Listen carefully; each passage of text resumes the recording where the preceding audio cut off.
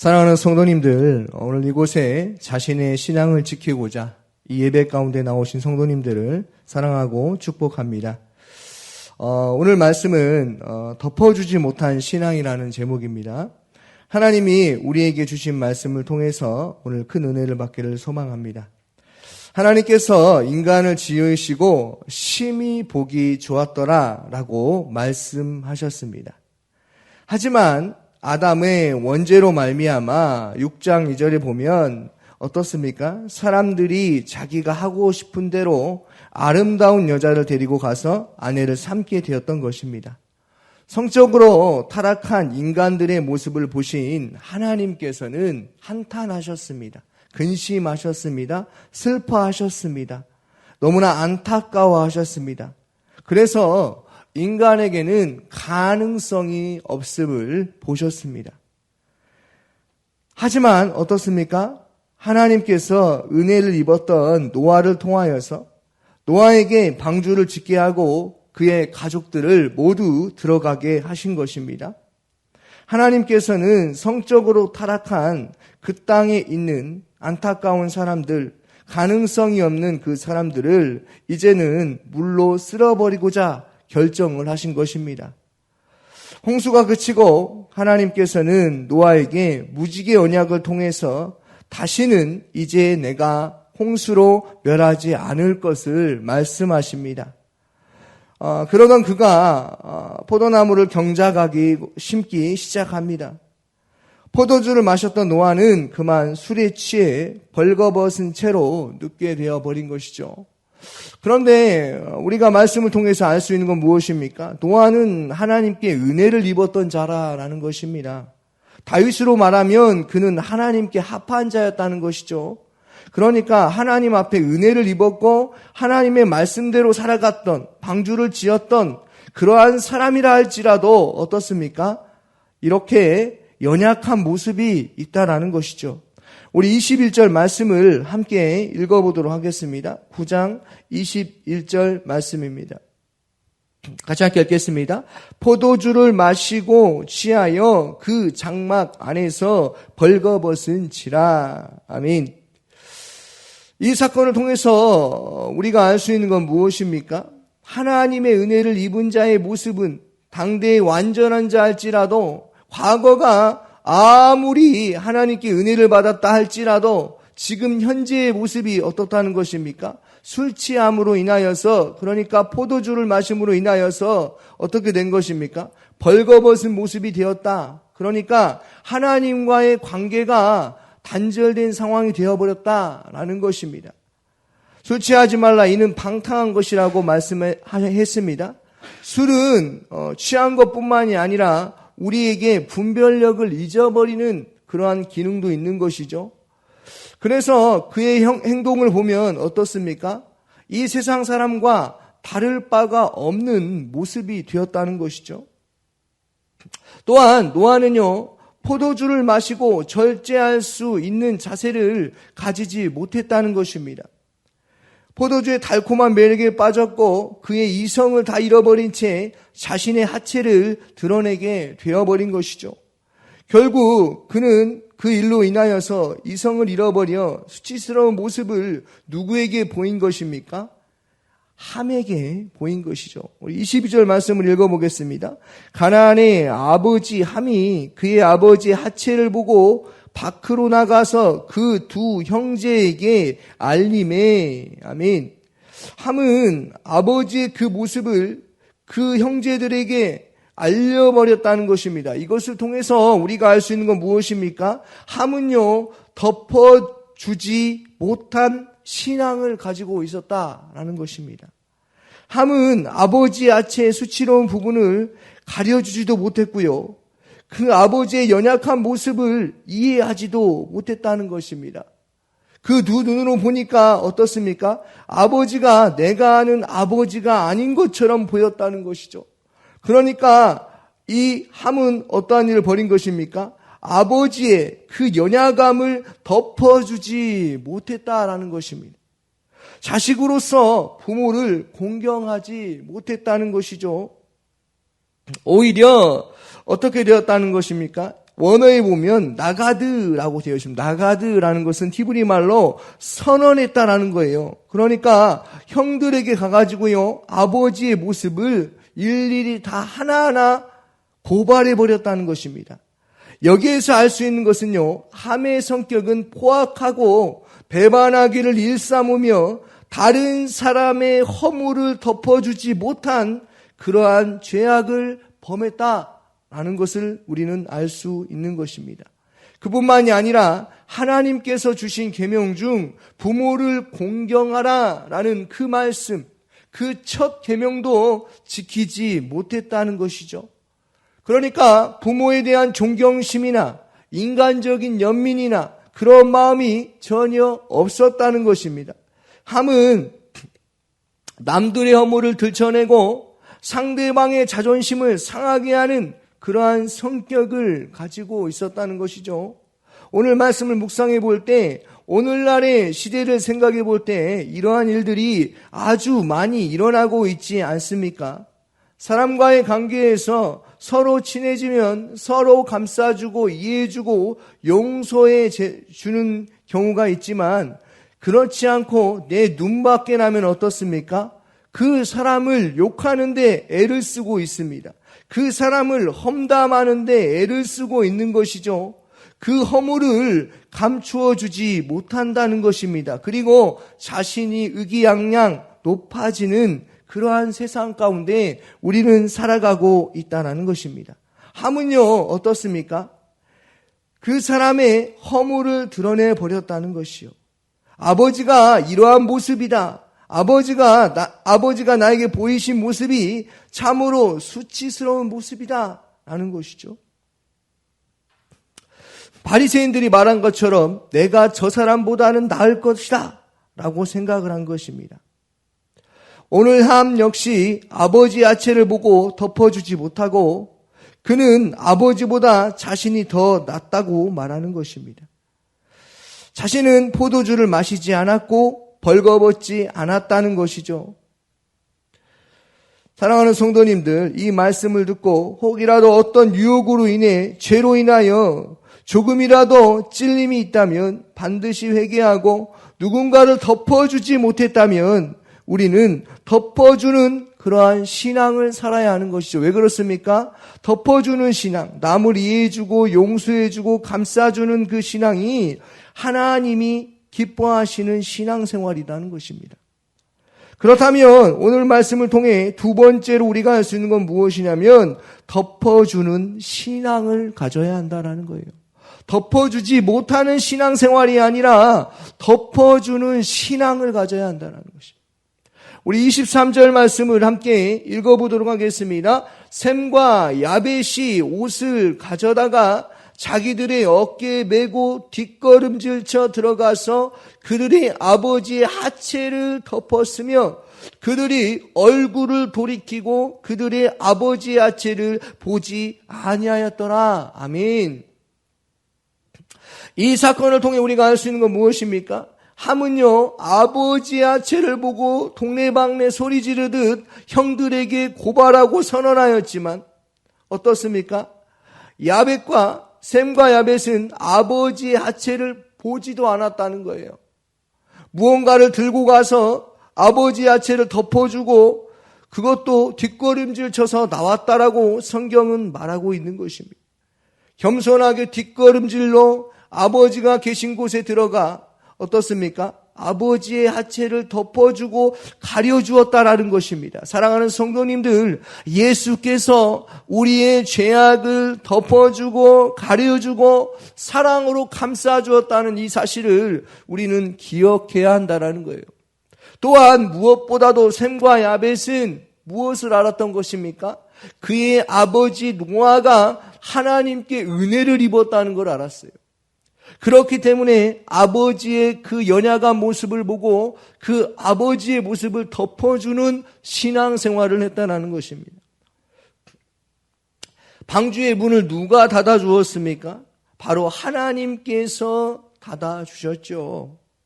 성경에 어디를 봐도 노아가 방주의 문을 닫고 내려왔다라고 되어 있지가 않습니다. 창세기 7장 16절에 보면 여호와께서 그들을 들여보내시고 문을 닫으셨다라고 말하고 있습니다. 이처럼 그들이 방주에 있을 때에도 하나님께서 방주의 문을 닫아주신 것도 그들은 보았다는 것입니다. 그가 하나님과 함께하고 있음을, 아버지가 하나님과 함께하고 있음을 알았기에 이 자녀들은요, 아버지의 하체를 덮어주었다라는 것입니다. 사랑하는 성도님들, 우리도 남의 허물을 들춰내기보다 남의 허물을 덮어주는 그러한 삶을 살아가야 한다는 것이죠. 그럴 때 어떻게 하십니까? 우리가 연약하고 넘어지고 쓰러지고 좌절하고 절망하고 어찌할 바를 몰라 살아갈 때 하나님께서 우리의 마음을 위로하시고 덮어주시는 그 하나님이라는 것입니다. 24절과 25절 말씀도 함께 읽어보도록 하겠습니다. 노아가 술이 깨어 그의 작은 아들이 자기에게 행한 일을 알고 이에 이르되 가나안은 저주를 받아 그의 형제의 종들이 종이 되기를 원하노라 하고. 아멘. 이것은 상당히 부끄러운 일입니다.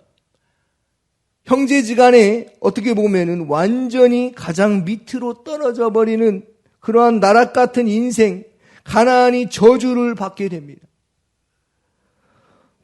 노아의 저주 안에는 어떻습니까? 어마어마한 것이 있는 것이죠. 이스라엘에 쫓겨나게 되는 것입니다. 이것을 통해 우리가 알 수 있는 건 무엇입니까? 하나님께 은혜를 받은 자에게 어떻습니까? 죄를 범했을 때에는 가장 낮고 천한 종의 모습으로 살아갈 수 있다는 것을 기억해야 한다는 것이죠. 그리고 한뿐만이 아니라 어떻습니까? 가나안까지 벌을 받게 된다는 사실을 우리는 알아야 한다는 것이죠.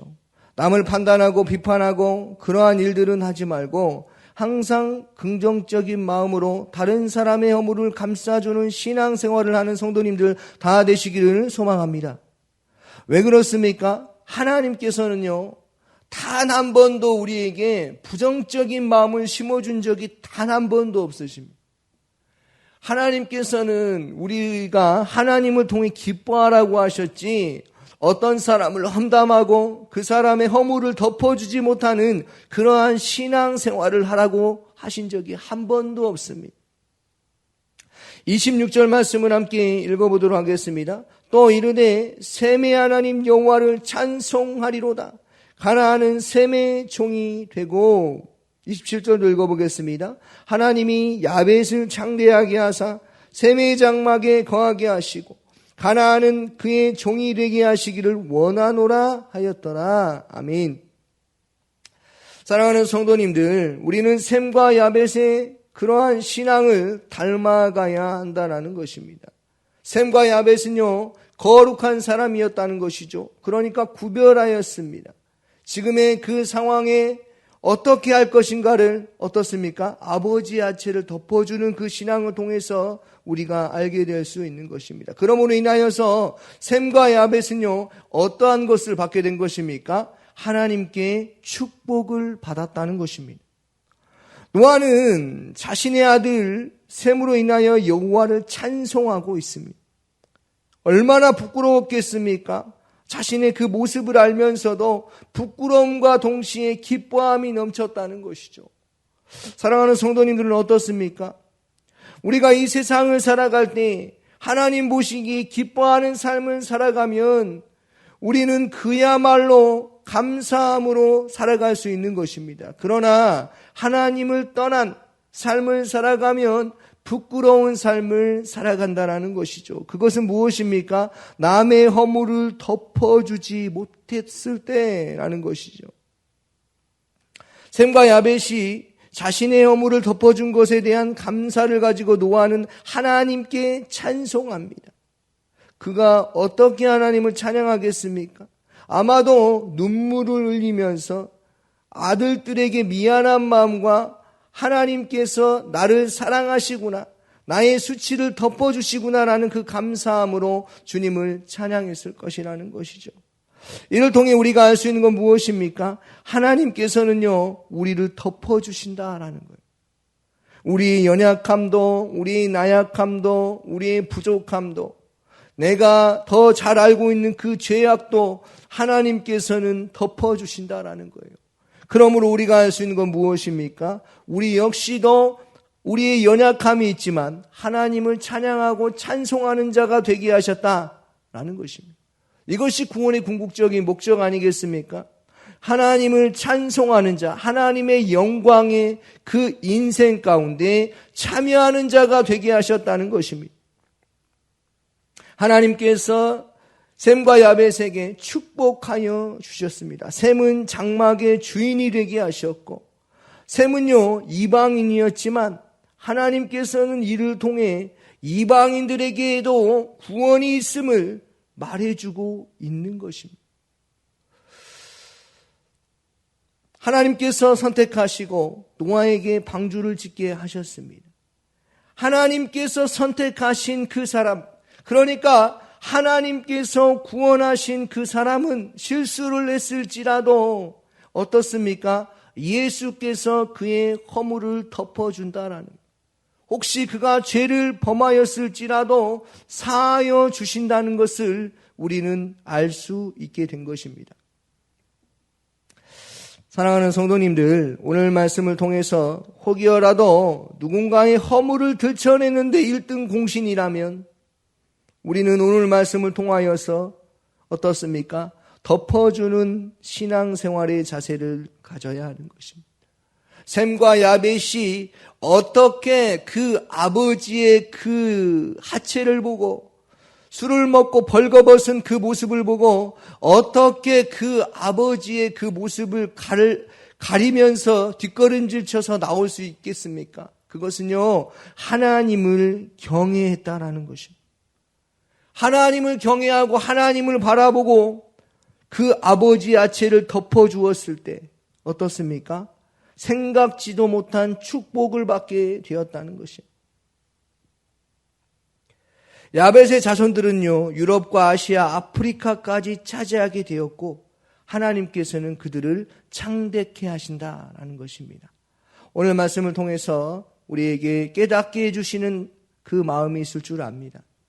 혹여나 덮어주지 못하고 가려주지 못하고 들춰내고 선포하는 그러한 신앙생활이었다면, 누군가를 판단하고 누군가를 정죄하기 일삼았다면 우리는 그런 신앙생활을 하는 것이 아니라 덮어주는, 예수가 우리를 덮어주셨던 것처럼, 예수가 우리의 죄를 가려주셨던 것처럼 어떠한 사람이 어떤 말을 해도 하나님 편에서 생각하고 하나님을 경외하고 의지하며 바라보는 신앙생활 하시기를 주님의 이름으로 축원합니다.